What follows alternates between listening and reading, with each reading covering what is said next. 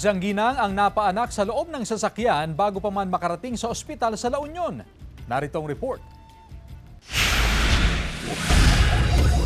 Sa video na ito, makikitang isang ginang sa loob ng L300 van na service vehicle ng Santo Tomas Fire Station sa probinsya ng La Union. Nagdadalang tao ang ginang at inaalalayan ng dalawang bumbero. Dadalhin nila sa ospital upang manganak. Nangyari ito bandang alas 2 ng hapon noong linggo. Pero habang nasa loob pa lang ng sasakyan, nagli-labor na ang ginang. At bago pa man makarating sa ospital, nanganak na ang ginang sa loob ng sasakyan.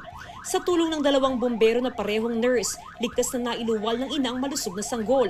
Ang ginang na si Jonabel Marcelo ay mula sa Barangay Kasilagan, Santo Tomas, La Union.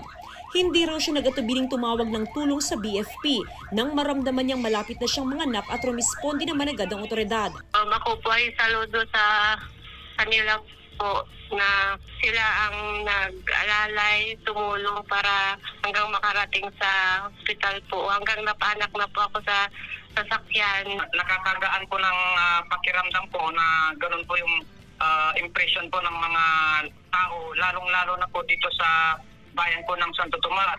Ibig pong sabihin, ma'am, yung mga nagawa nating campaign para ma-disseminate yung mga bagay na hindi lang po para sa sunog, lahat po ng klase ng emergencies ay kayang-kaya po nating i-address po.